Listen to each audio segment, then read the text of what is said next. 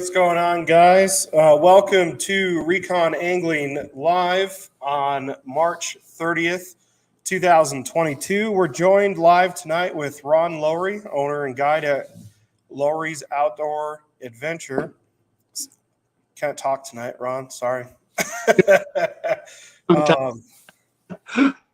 we're going to talk a little bit about some springtime walleye. Especially in Colorado on the Front Range, but most of this stuff can be used pretty much anywhere. Also, thanks to Scheels, we're doing a $50 Scheels gift card giveaway.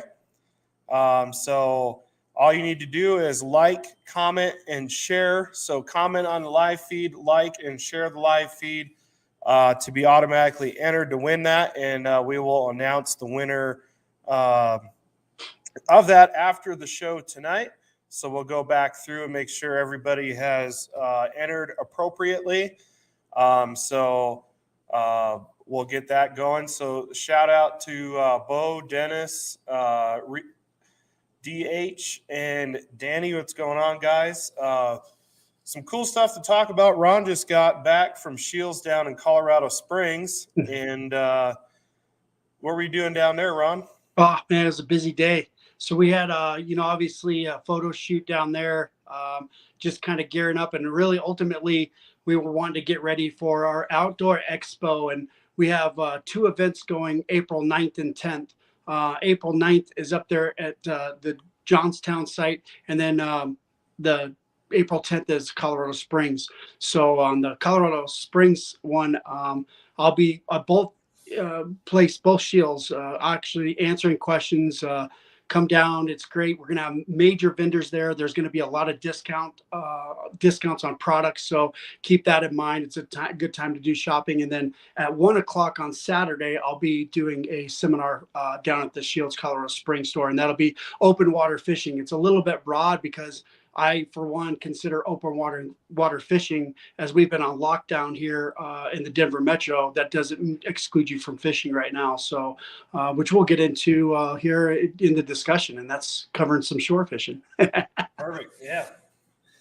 So, I mean, it's those you guys, it's a great time of year if you're looking at ice gear for next year. It's never too early to look for ice gear for next year, but it's a great time. I've heard they've had some, sales 50 to 60% off ice fishing gear up there at Scheels. So it's a great time of year. And if you need some trolling rods and stuff like that, it's a great time to go get the stuff before it's gone.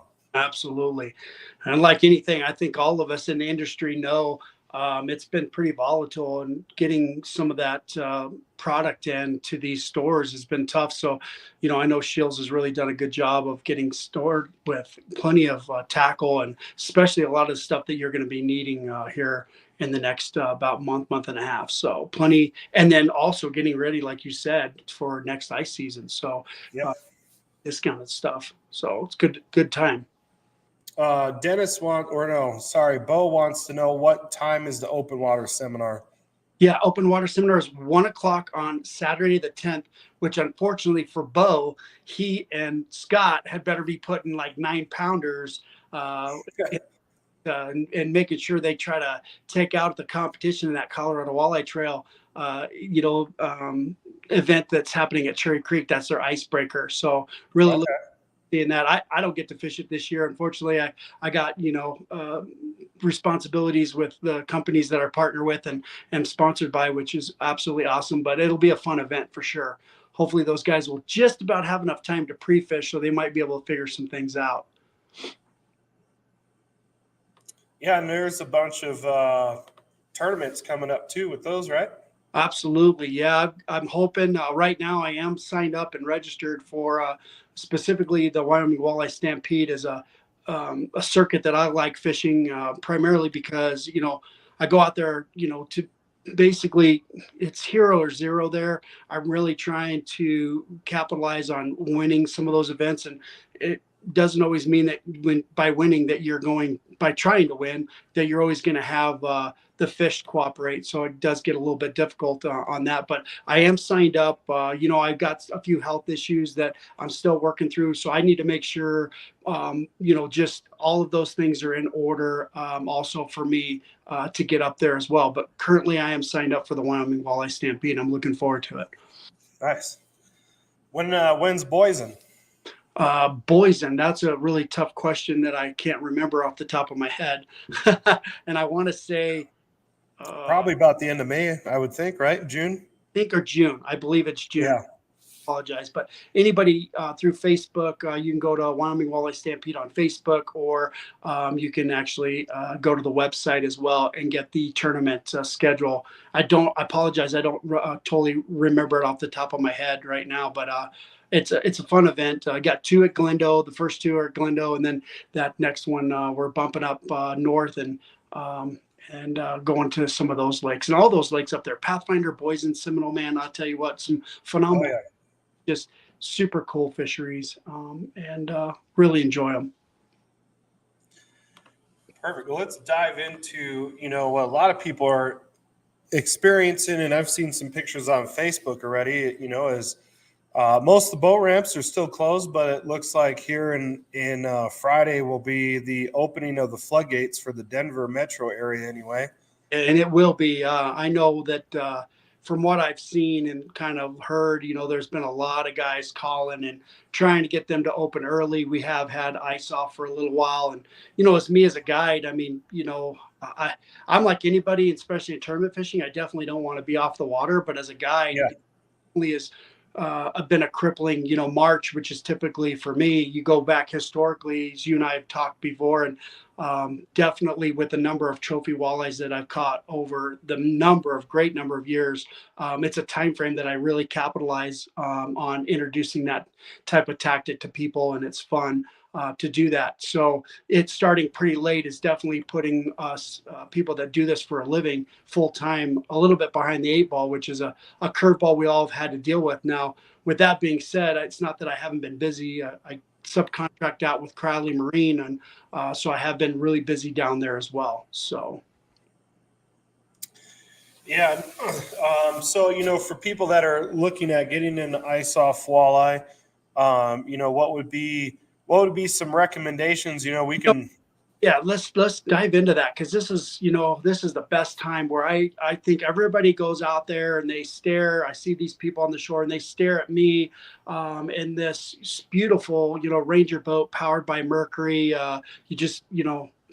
Beautiful boat, runs excellent. Super excited for this year's boat, but ultimately, I didn't know, Ron. I didn't know if but this is a Lund show.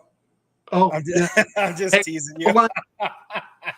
And every customer through Crowley, I don't care if it's Lund, yeah, exactly, or a 7 pontoon boat, they're going to be in front of me and they're going to be taken care of. So as well as me, is right there with it. So if there's an aluminum boat that's going to be on the market, that is going to be the one. I had to tease you a little bit. It's all good. But anyway, they're out there watching you. So they look at me and I look at them, and I literally want to tell them I would rather be in your shoes. And the reason I say that is it's notorious that these fish are going to move shallow. Currently, right now, most of these fish moving shallow are 100% testing out the waters for spawn. There could be some up there eating and feeding and so on and so forth. So really, it's a critical time of year where any kind of inlets and outlets are going to really be piling in some fish, and those are usually on most bodies of water places that you can get to and fish really easy, even in just like knee-high waders. Like for instance, for me, I've capitalized on some phenomenal bites, for instance, like say Aurora Reservoir, which has led to some great bites for me, and putting some customers on just bites of a lifetime. And ultimately, there's the same thing. I'm shore fishing, so I'm not very far off. The depth as far as what I'm fishing is pretty shallow. So those tactics, especially this time of year, can lead to a numerous number of things. There's definitely always a reactionary bite that you can have, that you can eat, like with a blade bait, for instance, a jigging wrap. Those things you cannot ignore even this time of year. They do and will. Otherwise, we wouldn't have been using them ice fishing, right? Yeah. we're just using them, and now we're going to put them away. So those are things that I see people start putting them away and they quit fishing with them, but yet you can do that. Most people do it because they don't know the area that they're fishing, so they'll lose a lot of those baits. And at the price point that, one, getting the baits in your hand with inventory, and two, the price point definitely can lead to people's deviation from wanting to do that. But the next thing is I like throwing a lot of plastics as well. Shallow. I think that's a thing that I think is coming to waking a lot more people up to that tactic and fishing that tactic and really understanding the cadence of doing that, and that can change from day to day. And then notoriously, as we all know, if you are at all interested in especially walleye, you can't exclude stick baits, or what some guys will call a jerk bait, and understanding how important it is to the depth range at which you're fishing in that particular bait. Colors really matter this time of year. And then obviously the action and the pause. I always tell everybody it's all about understanding the pause and how far you're moving the bait. And sometimes you need to move the bait, twitch it, and pause it. And sometimes you can really give it a rip and move it several feet. Tend see that a little bit later, but right now it's really a little bit of a slower cadence, a little bit longer pausing, which is critical for those people. I'm really big on suspended baits, but that doesn't mean I exclude them. I can promise you at Pueblo, there's no doubt that I will use, countdowns, especially with that, because it's such a canyon reservoir, and people need to understand there's a lot of difference between fishing these types of reservoirs that we have in the state, and that being a canyon reservoir, I have no problem doing countdowns, so I can get that bait a little bit down a little bit deeper and put it more in the structure where those fish might be hiding out, and get it in their face a little bit longer. Yeah, Bo wants to know 5 to 8 seconds. Yeah, 5 and I'm sorry, who asked that? Bo did. Yeah, no problem. Yeah, Bo. So yeah, 5 to 8 seconds is definitely a good starting point. I can tell you that there's times that I pause even longer than that. There's times I feel like I'm laying in the grave as far as that, because what's interesting is there's so many of those fish that will hit on that pause, and even if they're staring at it longer, there's always a little bit of movement from a good night bite would necessarily be a little bit of rimple, and that could still cause a little bit of shudder in that bait, which they just will then react to it. And so really, I really can tell people it's all about keeping that bait paused and stopped, and like a bait like a rip stop, that's a good bait, really good bait this time of year, one of my favorites to work with, because I do know that as I rip it and it comes in and it stops at that spot, it's staying a lot more in that zone than like maybe a current or a movement, or me accidentally, especially at night, not kind of leaving enough slack. And then I'm moving the bait a little bit, and that's really important to try to get that thing to stop. Is the other thing too that I will tell everybody is, as this water temperature starts warming up, that will speed up as well, and I don't want to leave that out. Meaning we're at about 40. Temperatures at about 40 to 43 down at Pueblo currently right now. We're probably right now, from what I'm hearing, and most of this is from guys that are doing the nets at Cherry Creek, we're in that same temperature range. One morning it was like 38 degrees, so we actually had a drop, so that definitely made it a little bit rough, I'm sure, for the spawn. But on that particular morning, possibly, I don't know, I didn't really get too much on that day, but as it starts warming up, then you can actually be a little bit more aggressive, like I was saying, and pause less. So it could just be a twitch, pause, 1-2 seconds, twitch, reel down, twitch, pause, and so you could be a little bit quicker in that cadence. And what about the size of stick baits? Is there anything that you prefer? I'm a big fish guy, right? So Yep. my baits are big. If I have to shrink down, it's because I'm not getting bit. So then I bring my size down. So Okay. I'm big as I can get, the biggest husky jerks I can get, the biggest Smith Wigg rogues I can get, some of the bigger plastics I can get, some big curly tail grubs, because I think a lot of people leave those curly tail grubs out and they don't realize how deadly they can be. And I like using a lot bigger baits. So a 4-inch bait is small. And so Yeah. I throw 6 inches. Yeah. for that trophy fish, just like we all are. And I'm not looking for numbers. My numbers game is going to come here in a little while as the water temperature warms up and I can get a lot more bites through the day. Right now, I'm really targeting big fish and want to catch big fish. Yep. Yeah, and I mean it's a perfect time of year, for spring big walleyes kind of goes together, Yep. and I mean that kind of leads into the next segue of shore fishing, and I think being from the boat, you can move around a little bit more, but from shore, I think right now it's probably your best time of the year to have a shot at a 10+ pound walleye from shore right now. Shane, you and I fished years ago before you kind of bust out. We were shore fishing at night there at Chatfield, and we did Yep.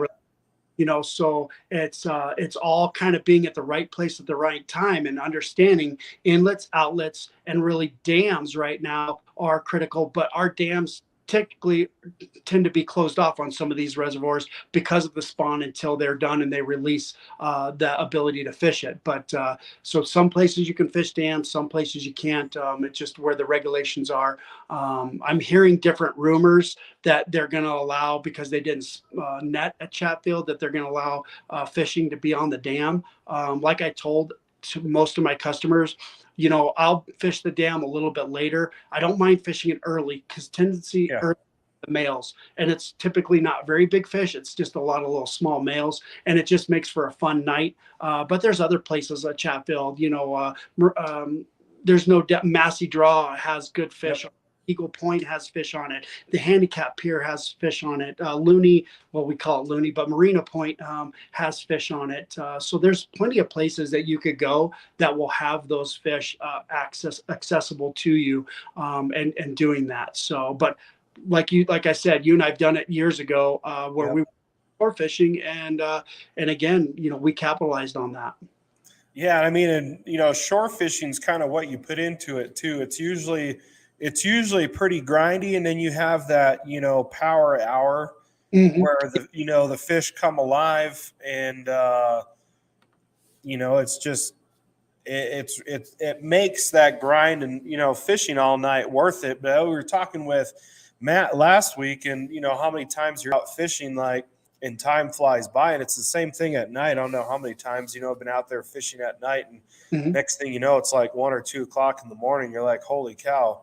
It happens. And you know what? It's so funny you mentioned that, because you are absolutely right. No matter when I'm fishing, I hate looking down at my clock, but obviously, I'm committed to my clients and my guests in my boat for a time period, because I do have other obligations to my companies, or maybe I do have another trip that I'm doing this time of year. It's not beknownst to me that I'm at Creek in the morning at Yep. Chatfield.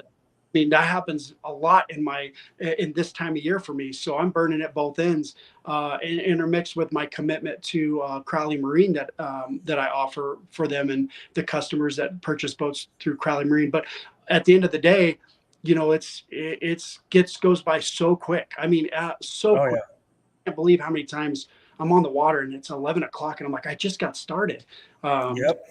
and even if the bite's not super hectic, I almost feel like it's just the opposite. Normally, time goes by slowly when the bite's not there. But I don't think people realize, for a guide, we've got so much that's going on for us that we are trying to figure so many things out. Whereas, where's some warm water? Where was maybe those bait fish that we might have spotted earlier on in the day before our trip even started, that we're actually maybe looking for some pods of bait fish, that those fish that are maybe close to the shoreline might be coming and feeding on, because they're not quite in that spawn mode. Because you're always going to have pre spawn and post spawn fish Yep. this time, especially till when we get into that 48-50 degree water temperature. It's 46 to 52. It's just going to be a time frame where we're going to see it all. So Yep.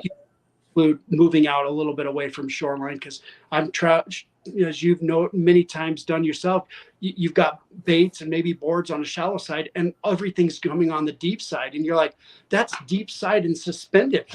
Those Yep. out there roaming, and that happens to us all the time. So it definitely is something you don't want to ignore, and Yep. go from there. So let's talk about, if you're fishing from shore, what type of, shoreline structure would you look at, if you were going to go fish a lake, Yeah. Right, and this gets to be tough in many cases. And let me just kind of go through. Let's talk three legs real quick. A Yeah. which does have weed pockets, has a lot of sand, right? So I'm really I'm excluding the dam at this point in time because one, the dam has a lot of moss on it, and two, it's just not necessarily the right thing for like say a blade bait or you can get away with a swim bait absolutely in there. You can do plastics in there, but a blade bait's going to be pretty tough, and a stick bait will work.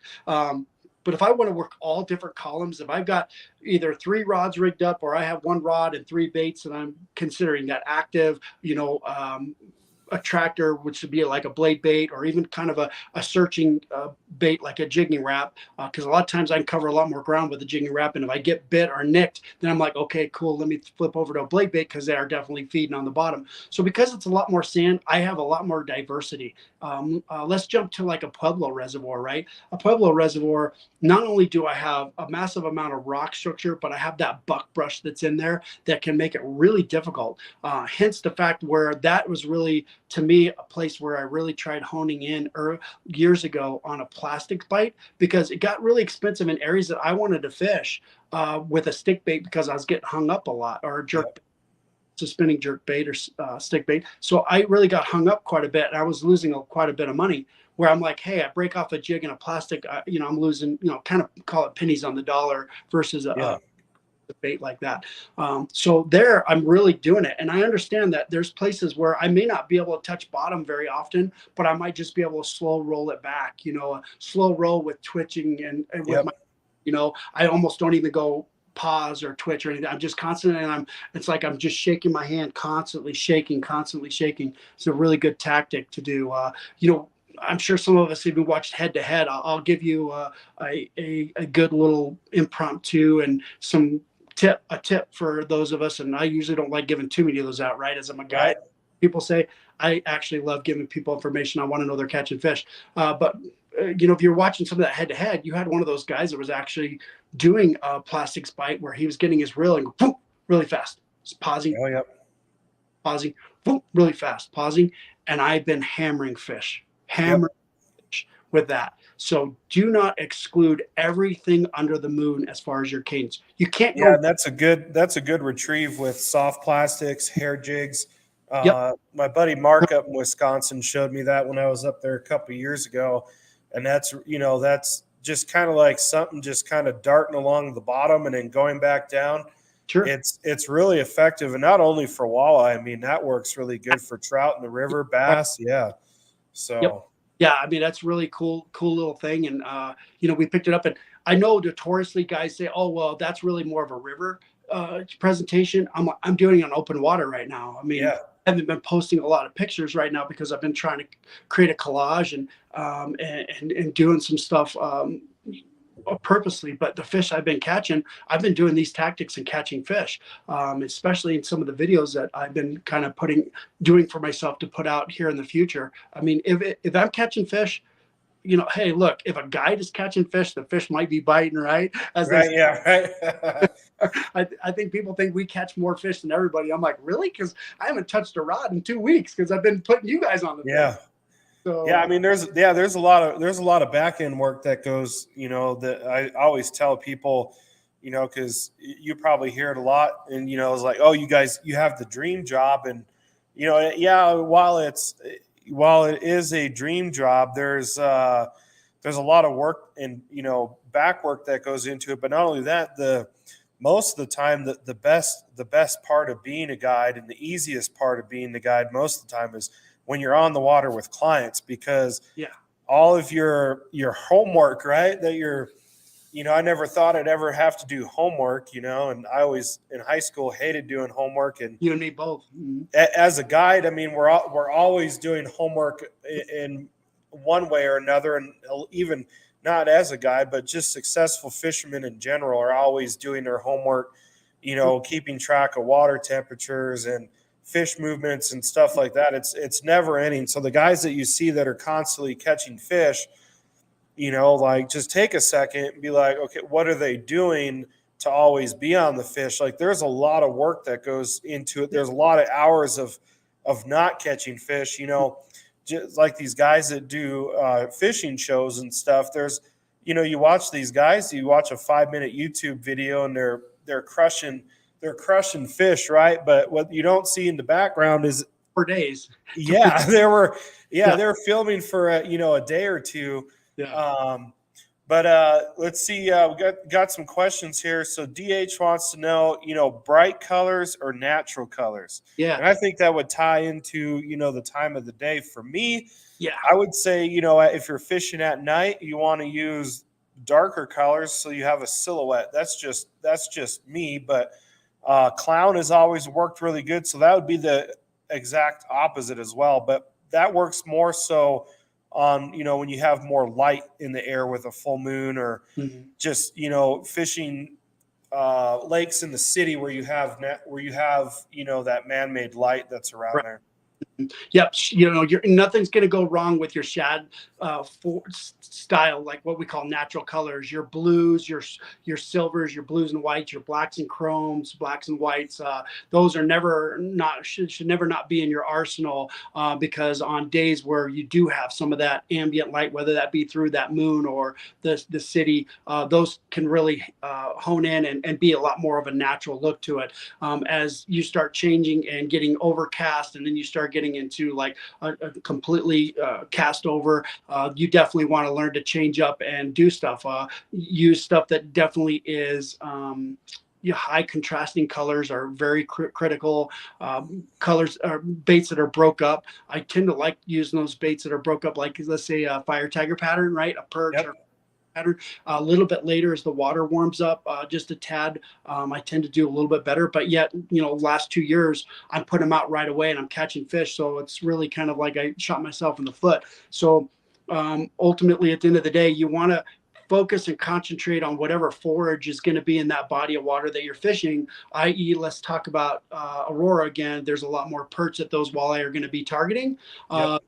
They like a Chatfield where they do have perch and they're going to target perch. They're going to target bluegills that are in there. They're going to target, but the main thing is the shad. So you really want to cater to that shad. And so your blues, your blacks, your blues, your purples, those hues are definitely very important to have in your arsenal. And never forget red for some reason. Right. Red really ultimately pops, and it's again, I think in the water clarity and the time, it's really important. And tying into that, a little bit, I missed a tiny bit of blurb, and I want to come back on something. Always try to focus on either moving water or your warmer water. So Shane, you keyed in on some very critical points a minute ago where you were talking about we do so much homework, and that is so important to people understanding, because they're at home doing some of the same thing. I look at my app. I look at my Barometer S10 app for my barometric pressures. I look at why windy. Windy is wind blown. Where the wind blows typically pushes the warmer air or warmer water. So that's where I want to kind of focus. So that barometer. Real quick with that, with the wind too, is what a lot of people don't realize is when you have different wind events or when the wind comes up, that also cues a pressure change as well. That's right. And so that's one thing, for like me this year, putting things together. But most of the time when you see, okay, at like noon or 1 o'clock, the wind's going to come. Well, the pressure changes come with the wind. And a lot of times you'll see about an hour before the wind shows up. Yeah. So that's part of doing that. I just wanted to throw that in there real quick. And water flow. People don't look at water flow. There's not a body of water that I guide on that I don't pay attention to water flow, and especially this time of year. How much is coming in and how much is going out? Because again, current always produces fish, whether that be the outlet. So I just wanted to kind of revisit that, but really making sure that we cover that color variation. But naturals are always good to go. Never forget white. Never forget dark black. Right.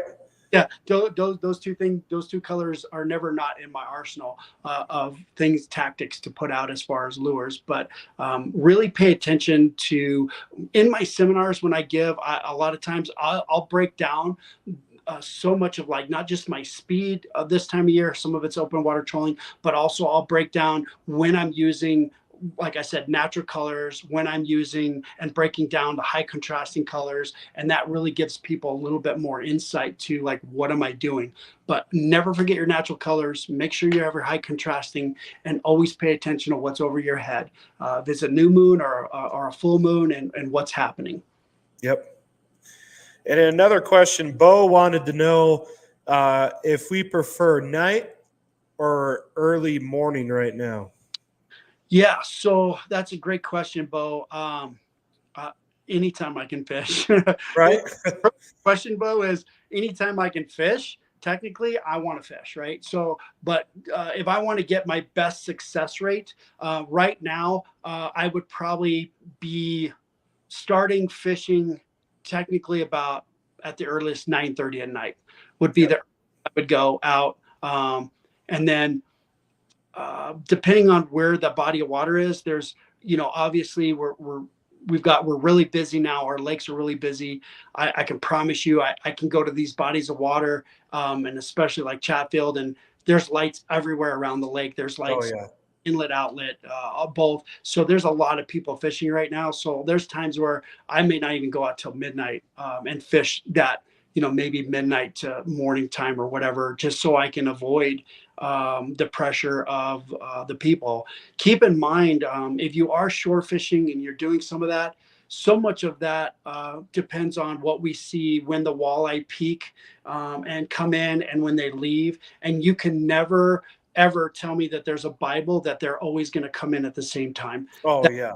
there's absolutely no bearing on that. So there's times where there's a bite that is epic at 5:30 p.m. The sun's not even down yet, and yet you're hammering fish. And then there's times where the bite's not until like 9:30, and then the next one there's maybe a bite at 11 on a different day.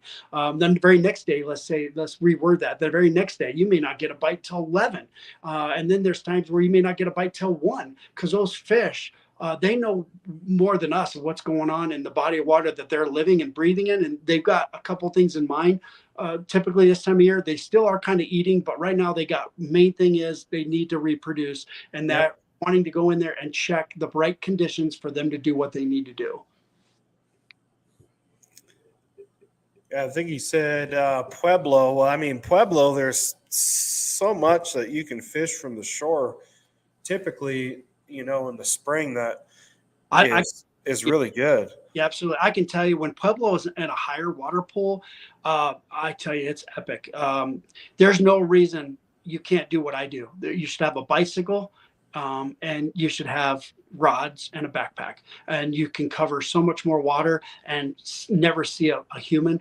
Typically, when Pueblo is a little bit higher, I can tell you it's a little bit better bite because every creek that you got, Custard, you've got Skiers Cove, you've got Turkey Creek, you've got the Arkansas. Right now, the Arkansas is pushing and putting out fish. I know I've got friends down there that actually literally go down there to fish. And what's interesting is I really like these guys because they do a lot more fly fishing for walleye. So they're Oh, wow.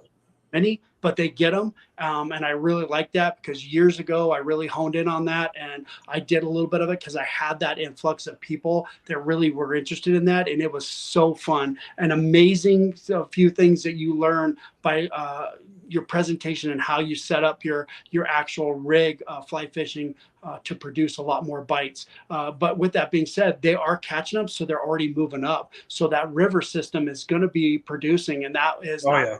fishing like the dam is, where we know the good numbers are. And it sounds like, to be honest with you, from what it's seeing on Facebook and people that are down there, it was epic as far as quality of fish, the number of like phenomenal good sized fish from 4 pounds to, I mean, they were getting 16 pounders, multiple fish in beans. So what an epic fishery for people. It's still a little early. So I want to tell people, I promise you it's just a tad early. 43 degree water temperature is just a few fish here and there because you're those. But I will tell you that sometimes that's the secret to maybe a big female just kind of coming in and checking stuff out, but she's still feeding because she's green. She's not ready to spawn. She's still a week, 2 weeks out, but she's not go without some sort of substance because she's not totally triggered to spawn, so she can still totally eat. So you have a chance of getting one of those big females in a system like that. It's just so hard because you can't. There's areas around both boat ramps that fish will spawn on, so you don't even have to go very far from either one of those boat ramps at Pueblo either, and you can actually get into some spots that you can probably produce a bite as well. So if you're not able to get on a bike and maybe pedal around to a longer spot or whatever, there's still that opportunity. Yeah, I mean it's a great time of the year to just kind of get out, even if you have like an hour or two, Mhm. just to get out and try new stuff, different techniques, Yeah, new spots, and you never know what's going to happen. I mean, you're not going to catch any fish, sitting in on the couch, right. but It's pretty. it's just a great time of year where it's springtime, which a couple days ago it was 70 degrees and sunny out here, and I was in shorts on my boat in March, and then this morning I was doing some work on my boat last night, and I was like, I don't need to cover it. And I woke up this morning, there's about 4 inches of snow and ice inside my boat. So Right. that was fun. Yeah, But that's it's just that time of year. I mean, it's you, you, yeah, you get out on the days that you can that are nice, and even some of the nastier days, if you got the gear and stuff like that, yeah. it's Wasn't honestly those fish, that low pressure is usually when that nasty weather is going through and gets those fish, yeah. riled up. Yeah, years ago when you and I were doing it, didn't it snow on us one of the days or Yeah. nights? Like it was full on snowing, like, Yeah. you it wasn't like little, dusting. No. And so don't ever like think just because it's snowing that it's not going to produce. I mean, especially in like a current type situation, if there's a current capability, you got to understand that stabilizes barometric pressure. That's what people need to understand about a current. Sometimes that water that does come in is actually warmer than the body of water that it's getting Yep. just to. So the fish want to cruise up in there. There's a massive amount of oxygen in that moving water, and more importantly, again, the moving current stabilizes barometric pressure, which then you can have a lot better chance of catching fish that actually are feeding. They're up there to check stuff up, but because they're there, they get a bait in front of them, they're going to eat it. Yep. And just be careful. If you're up there in a situation like that and you do snag a fish on the side of the face, I mean, you got to be really careful. It'll be a tough one to convince the Division of Wildlife. If they come up and they see some scars on a fish, you're better off releasing it and go after another one. And even right now, I mean, shore fishing, I can promise you, blade bait, I catch them all over the place. And when I get them and they're weird and they're, hooked, fouled differently, I try to explain to my customers, I'm just like, this is one of those areas where it's a gray area. Technically, yeah, you caught it, snagged it. I don't know what we want to call it, but it technically wasn't in the mouth, and you could kind of get yourself into a pickle. So be cautious of, In the mouth, right? yeah, in the mouth, and conserve. I mean, Shane, you well know, as a guide, we get compounded, I think, yearly and annually of you guides are ruining the fisheries. And what's really phenomenal right now is we're able to get the resources from the Division of Wildlife of how well a fishery is doing. And it's just kind of absolutely absurd that we hear that, because the numbers at Cherry Creek, phenomenal. The numbers at Pueblo, phenomenal. We Yep. as just aren't getting the job done and figuring out how to catch those fish. And there's a lot of reasons for that. But what I want to tell people is these fisheries are really thriving and doing pretty well right now. So it's not, but still be conservative of what you take. And if you're going to feed your family a couple, 2 or 3 fish, great. But it's, and I get myself caught in it too, because I do have customers that pay me to put them on fish because they haven't walleye fished all year, and they want to take some home and have some extra. And I get that. And that's their prerogative, because they did purchase a fishing license and Yep. legal. And that's the legal limit is. So it's tough, but just watch it, because I got to watch myself as well. Yeah. And Rich wants to know if spinnerbaits work at Pueblo in the trees like they do at Lake Mac. Well, that's surprising. And that was from who? Rich Butler. Oh, Butler. Hey, Rich, how you doing, buddy? I just see that comment coming up. Thanks for chiming in. And what's interesting, Rich, is that's something that I don't want you telling people. Yeah, right. Here, I'll take it off. absolutely work. They're the bass fishermen down that Pueblo actually probably catch more walleye than the actual true walleye guys that are out there bottom bouncing with leeches and worms. So I can tell you that they're in there literally in the gunk with those spinner baits. Would I throw one right now? I wouldn't have a problem throwing it because again, it's high action. It would be a really cool thing to even try this time of year. If it produces, I'm sure it would be that reactionary bite, like I would prelude to that blade bait or kind of the search engine jig and wrap search engine that I would use. But it's all about the fact that it's got what looks like forage going by it and they could hit it. Definitely later in the year, just like at McConaughey, which is a good statement at McConaughey when they do that. When they do that at Lake Oahe, where I've fished in national tournaments, as Shane well knows, and I've almost had the opportunity to capitalize on some championships up there with Tom Doc Johnson. And so I can tell people that there's no doubt, but it's usually later in the season when they reside off of that shoreline into deep and they have that structure and you're ticking that stuff off the trees. At Pueblo, right now, I'm shallow. I would try to stay shallow. Those bass guys are typically shallow as well. So don't forget, as the temperature rises, the fish are going to stay shallow for a long time. I'm going to stay inside of 15 feet for quite a long time here on most bodies of water, and especially after these fish spawn and they get back to their natural habits. Yeah, Dennis said he's caught them on chatterbaits down at Pueblo. Yep. Before. Yep. Yeah, chatterbaits are phenomenal. As a guy that might say I'm trolling Chatfield Reservoir, I call that my hunt lure. The main reason for those chatterbaits or things of that nature, or even like a Rapala scatter wrap, right? Yep. Hunt bait too, and the main reason for that scatter wrap is really ultimately it's come along and then it darts off to the side and then comes back and just that instant of triggering, and just like a chatterbait. I mean, it's like it's got a lot of craziness and a lot of action to it, and very productive bait too. It's actually a really good bait at Spinney and 11 Mile for trout, and I mean, in particular pike. So that's another one you want to throw up there in the high country. Yeah, here's a lake I haven't heard in a while, Brush Hollow. Well, yeah. So, Brush Hollow has been down water. I don't even know if they could even drop a boat in there last year because it was too low. So right now, I'm not too sure where that water level is at Brush Hollow.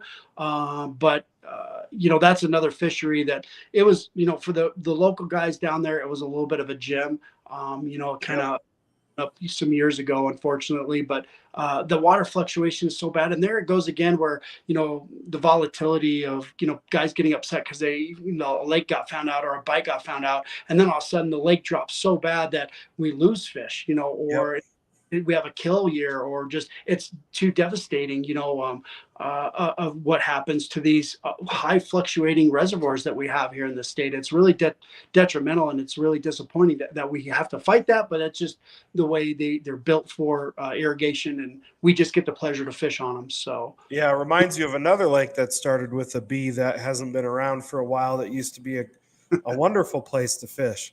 Yeah, exactly. I think one of the last people on a boat to fish out there at Bonnie Reservoir, before they closed that down, and that was such a great fishery, and that was the first and only time I ever fished that lake was, right when they were doing the drawdowns, and I went down there with Ray, and we caught quite a bit of walleye down there, some nice fish too, and that was a shame to kind of see that get drained completely. Yep, absolutely. That is just, and Stanley too. I mean, Stanley shut off to boating as well, and I haven't been out there in so long. I don't even know what their regulations are honestly right now, because it's not a body of water that I fish, so it's not something that I do too much. And it looks like they're over at Jumbo. They're doing some renovations to the ramp and the campground up there. I caught wind of that. And it looks like it's going to be really great for the campers. I do think that it's going to probably lead to a lot more people fishing there, as is. I'm really anxious. Typical years, I actually permit out of jumbo. I didn't permit this year out of jumbo or last year. Last year I could have got away with it, but it just got to be pretty extensive of a venture for me to run all the way up Yeah, there. it's out there.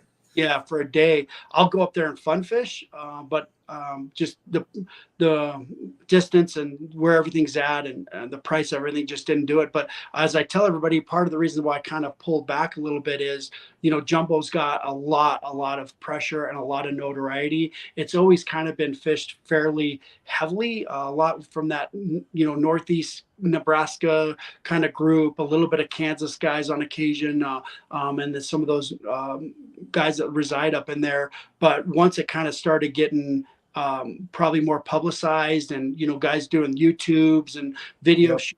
and stuff, it really just got into where that fishery is getting pinched.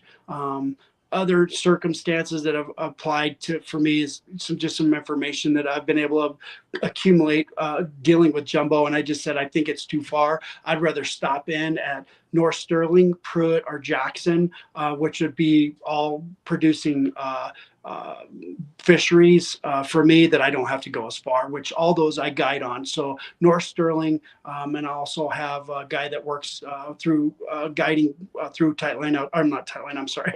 Yeah. Through that was my Old old habits, huh?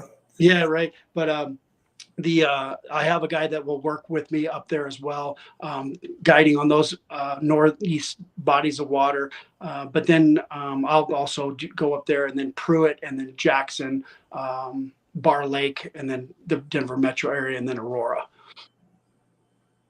Yeah, so let's yeah, we got about 10 minutes left here, so let's get into and talk about, your guide service, Sure. Lowry Outdoor Adventures, and the main thing with you, which is awesome, is kids fish free. So let's talk about that a little bit.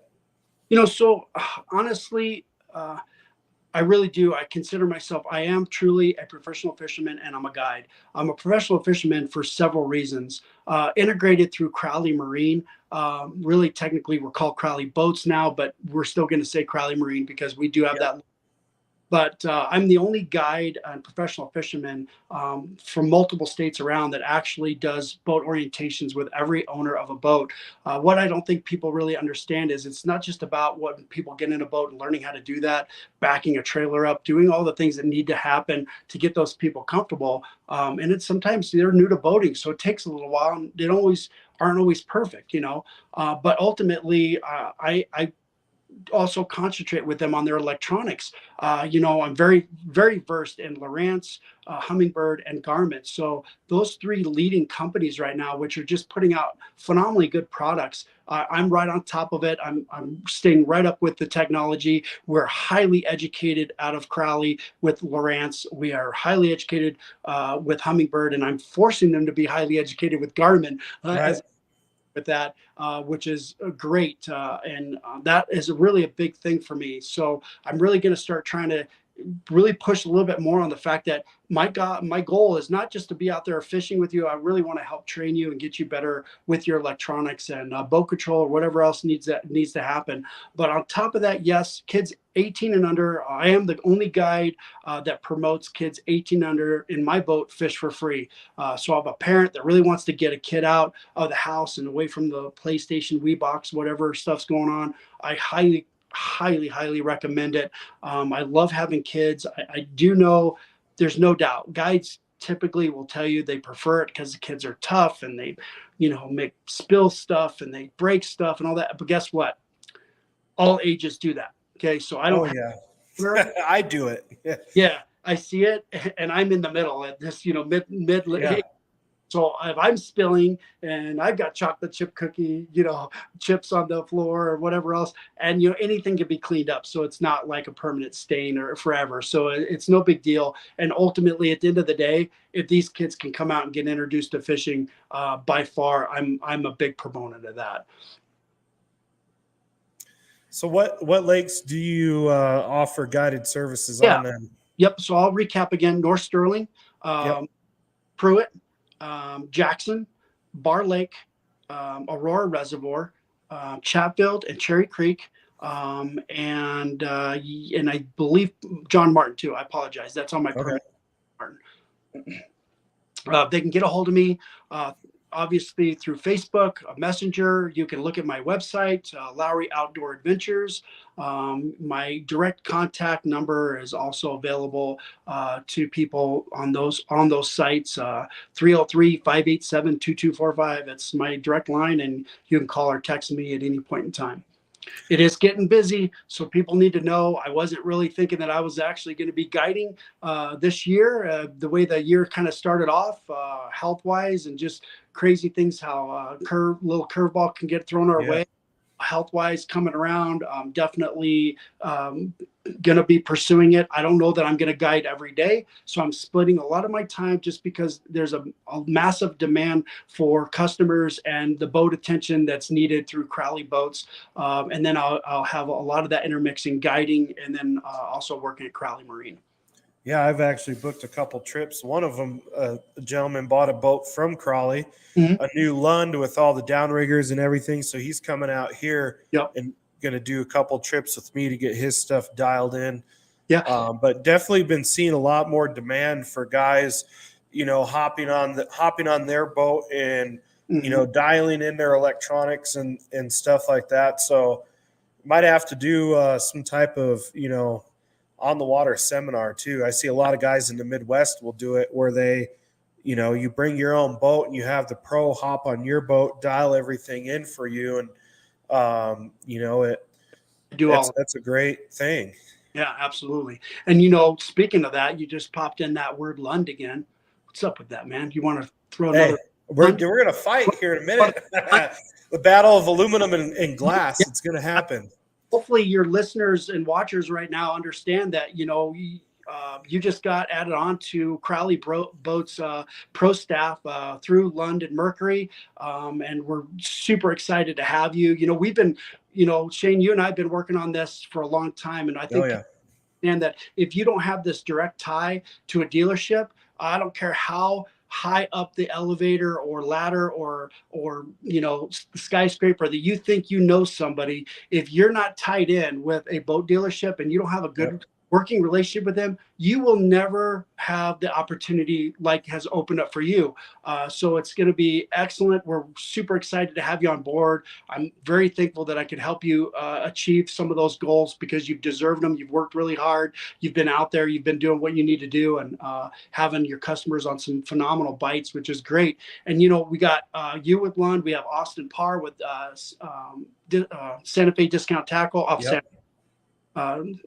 Off of Santa Fe, discount fishing tackle, apologize, there's our tongue twister again, right? But we got him on Lund staff as well. I cover Ranger. We have a couple other guys on our Ranger pro staff as well, but we have a good group of team guys that are very knowledgeable and help you out. We're going to be sending you trips, I promise you, because we got people that are chomping at the bit. We've got many of my customers I've sent up to you. I think one of the latest was Joe Lane. So he was so ecstatic. I think. Well, Joe and Joel. They've come with me 2 years now, and last year they caught a nice 30-pound fish, and then they saw the big one that we got, and then Joel this year got a toad of a fish. I'm going to start doing, and I need to figure out what he's up to because he's supposed to cut me some. What I'm trying to do is if you catch a personal best fish this year is, I have these magnets in the shape of lake trout and they get bigger. You got the 20-pound club, the 30-pound club, and the 40-pound club. Right. Well, Joel's fish was 39.99 pounds. So I just put on there almost 40, Joel, but like that was quarters and put them in the mouth or something. Yeah, right. Yeah. So no, those guys were great. And Joe's got quite the ice fishing rig. I mean, he's got a trunk that has Humminbird 360, the Humminbird Mega Live. He has he's got a little underwater drone that attaches to this thing and a Markham camera, all on this big DeWalt box. It is I was pretty impressed when I ran back and he's like, yeah, I got the Humminbird live because we wanted to run it. We wanted to run it next to the Garmin to see if it was as good. And at the time it wasn't. I mean, he was kind of disappointed. And then he said with the update, it was a lot better. Yeah, look, see, he popped on now. He was lurking this whole time. Well, I know he's talking too about his boat. He and I've been chatting a little bit, and he's been rigging up his boat. So his boat's not too far behind. I think he just put a 15-foot Talon on it. So wow. I think he's ready to go. What's he saying now? I think he just said he said love fishing with both of you guys. And then Rich said that he said when Keith gets his 6 graphs installed in the next few weeks, make sure you take his boat out and dial those graphs in for him. And who was that? Rich Butler. Oh yeah, hey Rich, I'll do anything. He wants all 6 of those graphs networked in unison.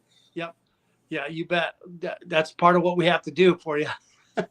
Joe said his boat's about ready. Graphs. Rick knows how to fish. He just needs a couple. Right? Yeah. So any questions before we kind of run out of time that we can try to answer? Yeah, so let's pop this up there. If you guys have any questions about walleye fishing or just, any kind of fishing, Colorado, Wyoming, Utah, Idaho, stuff like that. And don't forget, we'll give a couple minutes, but also make sure that you like, comment, and share to win the $50 Scheels gift card here that Ron is holding up to the camera.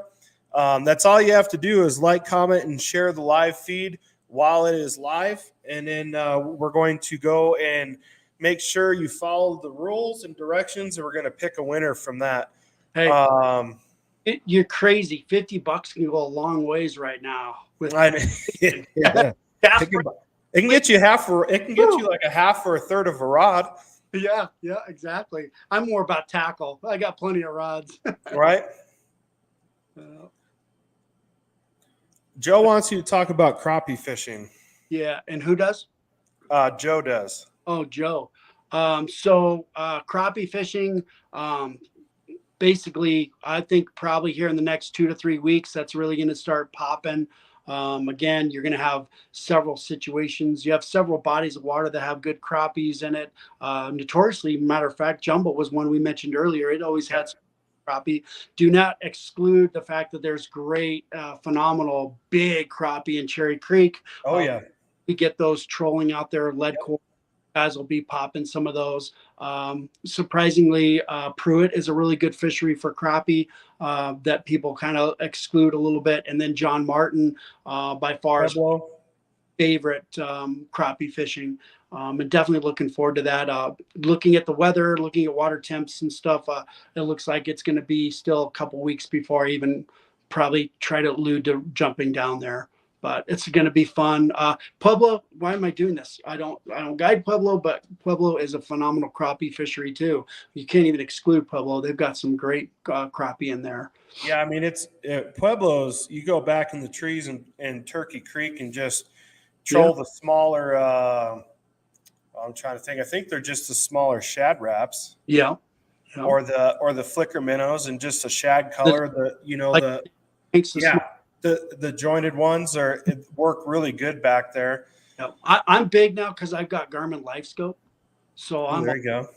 And zoom in, get in there, find them, and just pitch. I'll slip bobber and pitch till I'm blue in the face because I'm still a kid. I like bobber fishing. That's a blast. Can't tell you how much I like slip bobber fishing. It's so much fun, and watching that thing go down and try to tackle that rod before.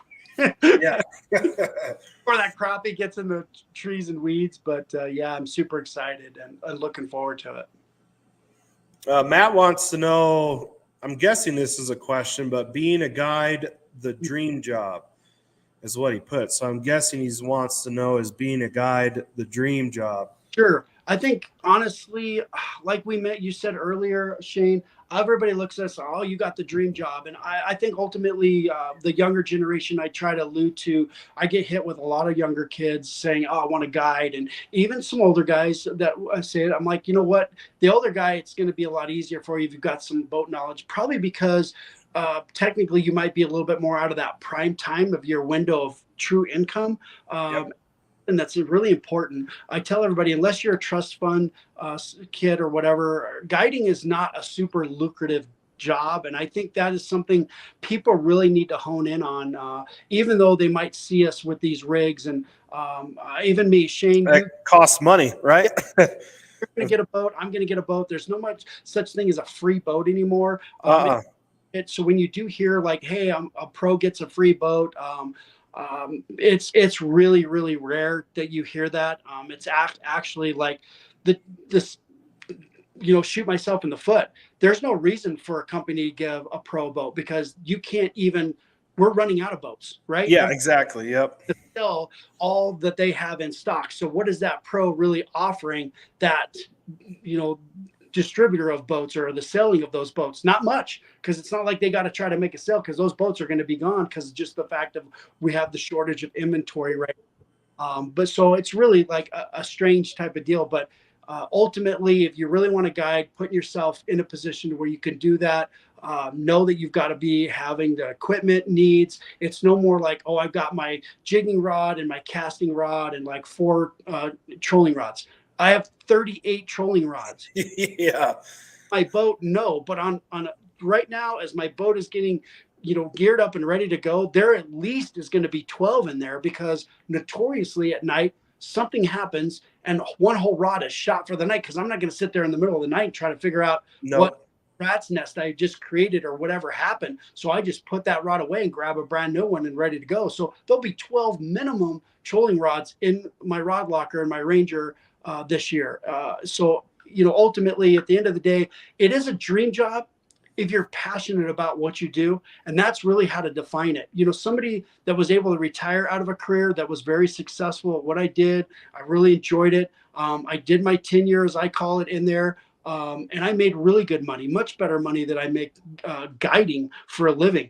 Oh, yeah. It's important for people to know that just because you come out and you see all this fancy equipment, you see everything, us guides are not necessarily making a ton of money. So those trips, when I get oh my gosh, you guys are so expensive. No, we're not, because you're paying not for the 6-hour trip or a full day trip. You're paying for the years of knowledge that I have created. Yep. Okay. And the history of what you can't take away from a guy like me with the sheer number of trophy walleye that I've caught out of the state, you can't take away that number. It's non-existent. My customers know that it's there, which is the best proponent for me, because the best business is not sitting there being entitled or whatever. It's your customers relating to you, learning from you, and and having a great relationship, and then having that moment of being able to hold up a big 10-pound walleye is astronomical. They're not as easy as people think to catch. Oh no, they're not.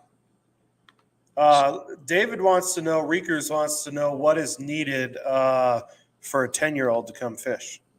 You need to, obviously, they're not needing a fishing license at that point in time. They're younger than that. But if you do have a life jacket, I prefer if you have for a 10-year-old, a life jacket, if you currently have one that would fit them at that age. I definitely don't. Make sure you have plenty of snack food. Make sure you still bring some sort of entertainment with you,